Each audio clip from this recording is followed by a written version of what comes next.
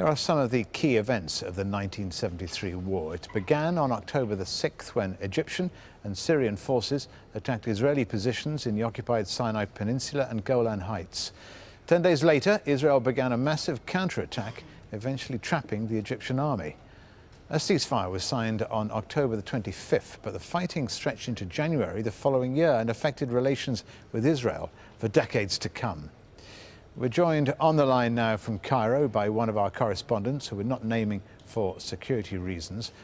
Firstly, Cairo getting ready for a big celebration of that October war on Sunday. Both the pro-military marches and the anti-coup alliance heading to Tahrir Square. How is that going to work? Well, quite, Stephen. I think the stage really is set for a very interesting turn of events tomorrow afternoon, Sunday. We've been hearing from the authorities that even though they've closed Tahrir Square off until Monday, and I'm looking at it now, it's completely empty apart from security forces vehicles. They say that they will allow pedestrians in on Sunday to watch some sort of military march past the bands and personnel. And they're saying that will go ahead, even though there was a suspicion that they were going to keep Tahrir Square closed off all weekend.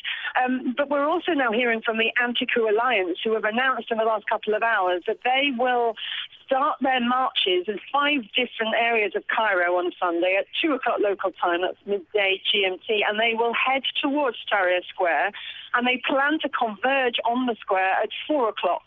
Now, we do understand from the security forces that they are not going to allow them to get this far, and we certainly saw a demonstration of that on Friday when Tahrir Square was their main goal.